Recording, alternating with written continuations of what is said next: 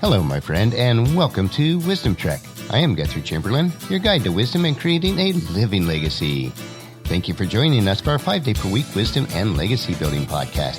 This is day 639 of our trek, and it is time for our Mindshift Monday series. Wisdom Trek's primary focus is to assist you in creating your living legacy. Creating your living legacy can only be accomplished by gaining wisdom in many areas of life. In other words, to create a living legacy, you must choose to be in a continual mode of mind shift, or changing the way you think. It is so easy to get stuck in a mindset that your current circumstances can't be changed, but this is just not true. You must understand this fundamental principle. In order to change your life, you must change how you think and what you think about. On our Mindshift Monday podcast and journal, we will provide you with practical ways to make a mind shift to a rich and satisfying life. We are broadcasting from our studios at the Big House in Marietta, Ohio. We were able to get some work around the house accomplished this past weekend, including the planting of 3 small vegetable kits that our grandkids, Paul, Gideon, and Aurora, planted a couple weeks ago. We dug up a small patch of ground near the back of the house, so we hope the 18 different vegetables and herbs survive the transplanting process. This is the same little area where my granny had her mint bed. Paul and I hope to start a mint bed there also in the next couple of years, so it was nice to be able to use that area again. Our other grandson, Kip, heads back home today after a 2-week stay with us.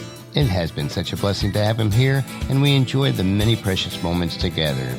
We desire to be a living legacy to all of our children and grandchildren, and what I desire is to be a much better than an average person to everyone that I impact.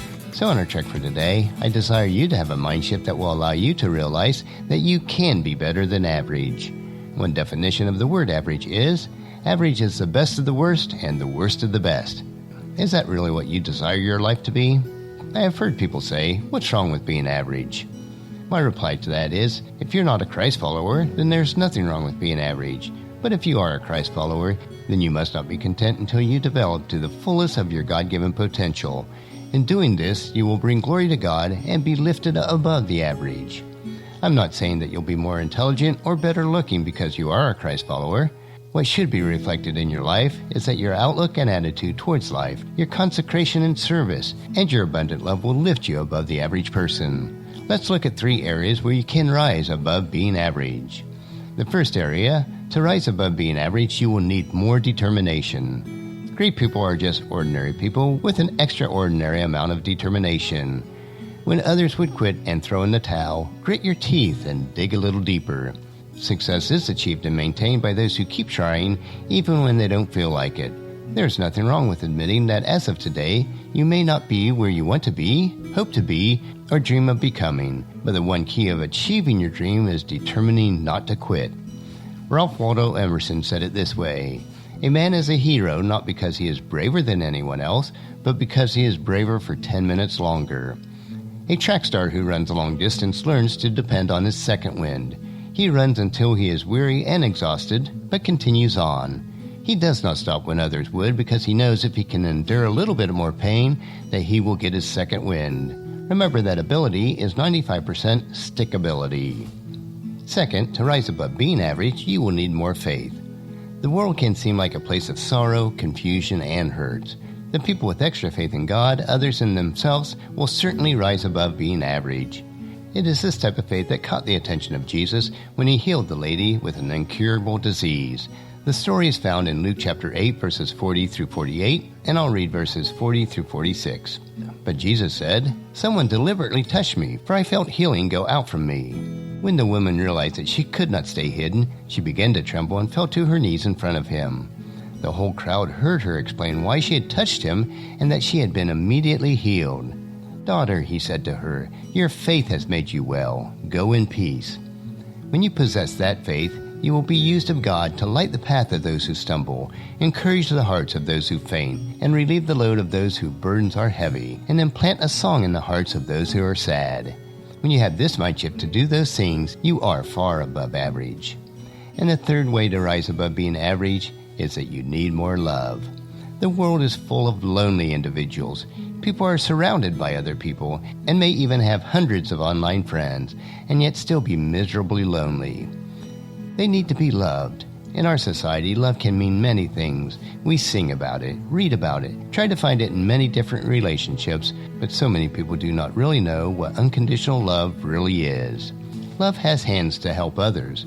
Love has feet to help the poor and needy. Love has eyes to see the hurts of others in the world. And love has lips to encourage those who are in despair.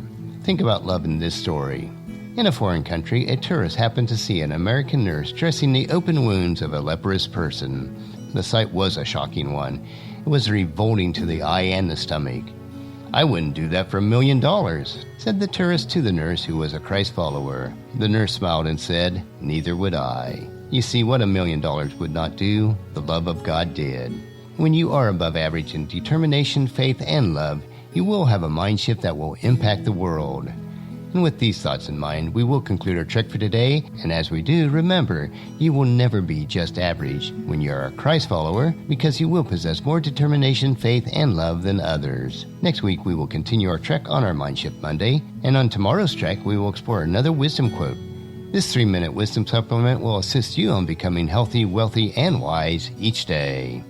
Thank you so much for joining me on this trek that we call life. Encourage your friends and family to join us and then come along with us tomorrow for another day of Wisdom Trek, creating a legacy.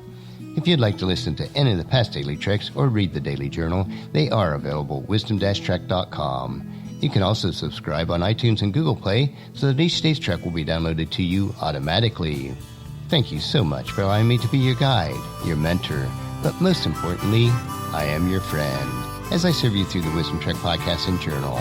And as we take this trek of life together, let us always live abundantly, love unconditionally, listen intentionally, learn continuously, lend to others generously, lead with integrity, and then leave a living legacy each day. I am Guthrie Chamberlain, reminding you to keep moving forward, enjoy your journey, and then create a great day every day. See you tomorrow.